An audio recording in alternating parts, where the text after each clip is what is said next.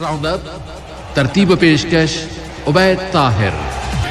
अस्सलाम वालेकुम रहमतुल्लाहि व बरकातहू। प्रोग्राम स्पोर्ट्स राउंड अप के साथ उबैद ताहिर और तकनीकी माविन मोहम्मद अज़वादी हाजिर खिदमत हैं। हम दोनों का सलाम कबूल कीजिए।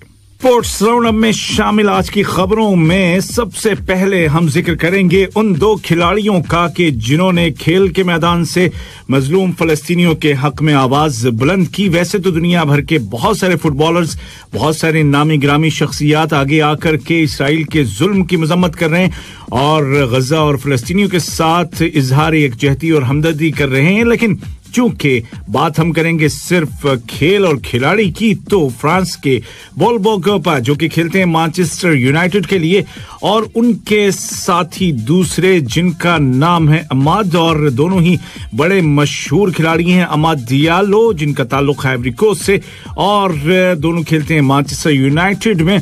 मुकाबला था फुलहम के खिलाफ और ये इंग्लिश प्रीमियर लीग के 37वें राउंड का मुकाबला था जो कि सेकंड लास्ट है। टोटल 38 मैचेस खेले जाते हैं इस लीग में और इस मैच के बाद जो चीज याद रखी जाएगी हमेशा के लिए वो ये कि दोनों खिलाड़ियों ने फलस्तीन का झंडा उठाया और 10,000 शायकीन जो कि स्टेडियम में मौजूद थे एसओबीस के साथ उनके सामने लहराया और दरअसल ये दुनिया को बताया कि एक कौम है मजलूम जिसको आपकी हिमायत की जरूरत है।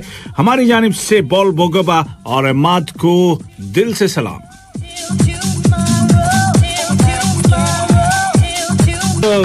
खबरें सचमुच वाले खेल की, और खेल में सबसे पहले कतर की टीम, कतर की फुटबॉल टीम की तैयारियां जारी हैं और स्पायर के मैदानों में उसके तमाम खिलाड़ी आजकल खूब पसीना बहा रहे हैं और वजह यह है कि उनका मुकाबला है कुछ ही दिनों के बाद भारत और ओमान की टीमों के साथ, और ये मुकाबले 2022 के फुटबॉल वर्ल्ड कप और 2023 के एशियन कप के क्वालिफाइंग राउंड के सिलसिले में हैं और मुकाबले खेले जाएंगे 3 और 15 जून को, और पहला मुकाबला भारत के साथ 3 जून को और दूसरा होगा ओमान के साथ 15 जून को।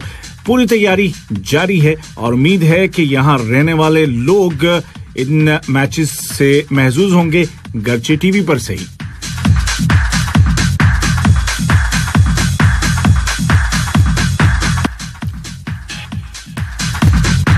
और इस दौरान सामीन आपको बताते चलें कि दोहा और मज़ाफ़ात में अज़ान शाह का वक्त हो गया है। और कतर से ये एक दूसरी खबर शामिल करते हैं प्रोग्राम में, और ये खबर है एक चैंपियन की जो कि बना है पहली बार, यानी कि नया चैंपियन। नाम है इसका अल अरबी का क्लब, और ये क्लब जीता कौन सा गेम और कौन सा टूर्नामेंट? जी हाँ, Qatar cup handball Qatar cup 2020-21 का सीजन हुआ है अल अरबी के नाम, और फाइनल मैच था दुहेल के साथ जिसमें कि दोनों ही टीमें रहीं बराबर 26-26 गोल के साथ, और उसके बाद फिर पेनाल्टी शूटआउट में 2 के मुकाबले 4 गोल से अल अरबी ने पहली बार ये टाइटल और ये एजाज अपने नाम किया।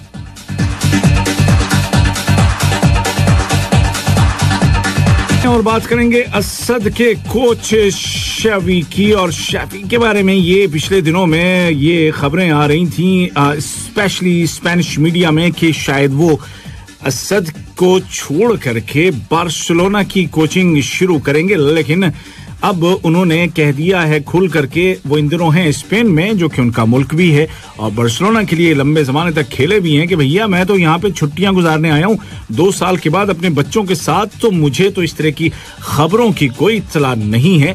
और यहाँ पर यह भी याद रखिएगा कि शाफी हर्नांडेज यहाँ कतर के असद क्लब के लिए 2023 तक अपना एग्रीमेंट बढ़ा चुके हैं, लिहाजा उनका जाना लगता तो नहीं कि होगा।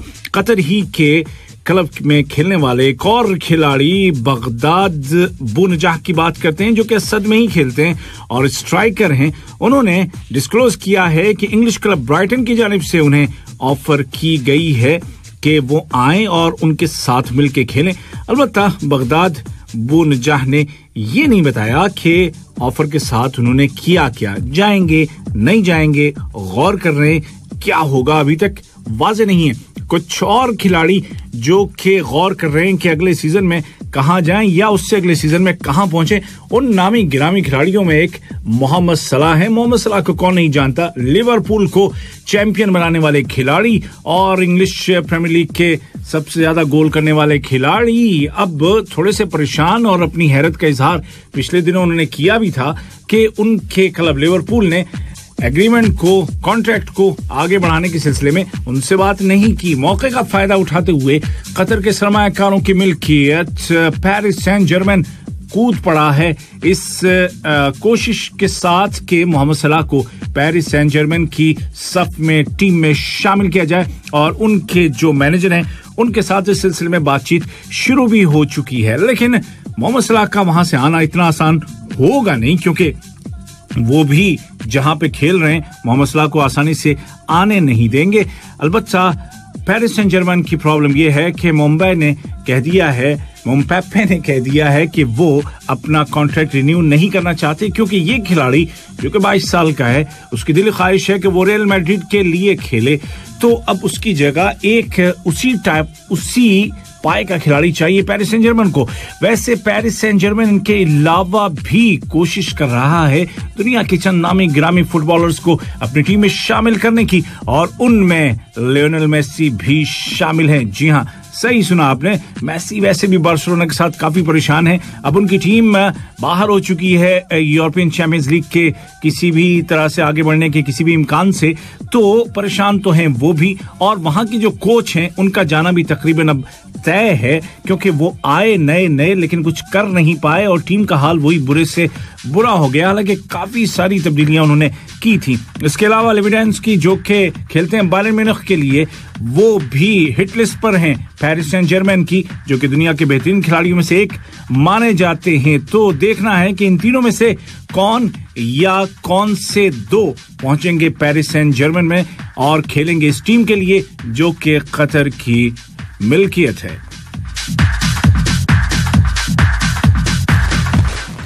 को कुछ रिजल्ट्स बताता हूं जो कि फुटबॉल की दुनिया से ही हैं, और जो आज जो मैचेस हुए और जिनके नतीजे सामने आए हैं उनमें से सबसे पहले हम जिक्र करेंगे इंग्लिश प्रीमियर लीग में होने वाले मुकाबलों के। एक मुकाबले का जिक्र तो मैंने किया जो कि कल मैनचेस्टर यूनाइटेड और फुलहैम के दरमियान हुआ था, और ये मैच बराबर रहा था 1-1 गोल से। अलबत्ता इस मैच को याद रखा जाएगा मैनचेस्टर यूनाइटेड के खिलाड़ियों की जानिब से फलस्तीन की हिमायत के सिलसिले में।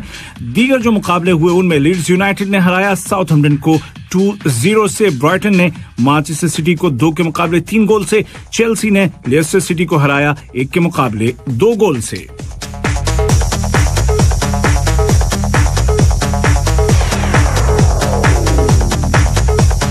जो कि साउथ अमेरिका या कहिए कि लातीनी अमेरिका का क्लब्स का सबसे बड़ा कप होता है, जिसमें कि साउथ अमेरिका के तमाम मुल्कों के नामी ग्रामी फुटबॉल क्लब हिस्सा लेते हैं। उसके कल होने वाले मुकाबलों में अर्जेंटीना के डिफेंसा कोस्टिका ने ब्राजील के पाल्मेरास को 3 के मुकाबले 4 गोल से शिकस्त दी, यानी कि भरपूर मैच रहा, खूब सारे गोल हुए। और पाल्मेरास आपको याद होगा कि यहाँ फीफा क्लब वर्ल्ड चैंपियनशिप खेलने के लिए यहाँ कतर में आ चुका है। इसी साल के शुरू में जबरदस्त क्लब है, लेकिन बहरहाल कल का मैच हार गया। चेल्सी के कैनोलिका को शिकस्त हुई है चिली के, और इनको हराया। और उरुग्वे के नेशनल ने 1-0 से बोलिविया के दी स्ट्रॉन्गेस्ट ने शिकस्त दी है ब्राजील के सैंटोस को 1 के मुकाबले 2 गोल से।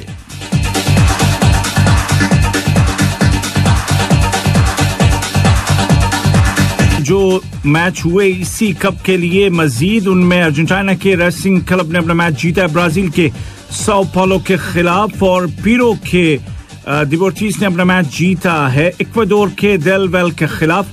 जबकि एक और मुकाबले में कोलंबिया के एथलेटिको जूनियर ने शिकस्त दी है ब्राजील के फ्लूमिनेंसी को 1 के मुकाबले 2 गोल से। यानी कि कल और आज के नतीजे को मिलाकर के ब्राजील के तमाम फुटबॉल क्लब्स एक के बाद एक घुटने टेकते चले गए। कुछ अहम फुटबॉल मैचेस होने वाले हैं जिनको आप देखना चाहेंगे। उनमें एक तो फ्रेंच कप के लिए होने वाला जबरदस्त मुकाबला, जो कि कतर के वक्त के मुताबिक रात को 10:15 बजे शुरू होगा और ये खेला जाएगा पेरिस सेंट जर्मेन और मोनाको के दरमियान। एक और मैच जो कि इटालियन कप का है और ये है अटलांटा और जुवेंटस के दरमियान, और ये मैच भी जबरदस्त होने वाला है और दोनों टीमों के चाहने वाले भी खूब हैं। और ये मैं आपको बता दूं कि ये हैं फाइनल मुकाबले दोनों ही, लिहाजा आप मिस मत कीजिएगा। अगर फुटबॉल से आप दिलचस्पी रखते हैं और यूरोपियन क्लब्स को देखना चाहते हैं खेलते हुए, तो जरूर ये दोनों मैचेस आज रात को देखना न भूलिएगा। और चलते हैं क्रिकेट की दुनिया में और बात करते हैं साउथ अफ्रीका, ऑस्ट्रेलिया, पाकिस्तान और वेस्ट इंडीज की। वेस्ट इंडीज ने एंड्रे रसेल को एक बार फिर से टीम में शामिल कर लिया है और वो इन तीनों मुल्कों के खिलाफ टी20 मैचेस में आपको खेलते नजर आएंगे। ऑलराउंडर एंड्रे रसेल, कौन नहीं जानता उनको। और मार्च 2020 के बाद से पहली बार वो टी20 इंटरनेशनल स्क्वाड में शामिल किए गए हैं। 18 मेंबर का स्क्वाड है और इसमें इनका नाम भी शामिल है। और ये स्क्वाड साउथ अफ्रीका, ऑस्ट्रेलिया और पाकिस्तान के दरमियान होने वाले मैचेस में खेलेंगे। इसके अलावा शर्मन हेटमायर और शेल्डन कॉट्रेल को भी शामिल किया गया है, जबकि कैरन पोलार्ड बदस्तूर कप्तान रहेंगे।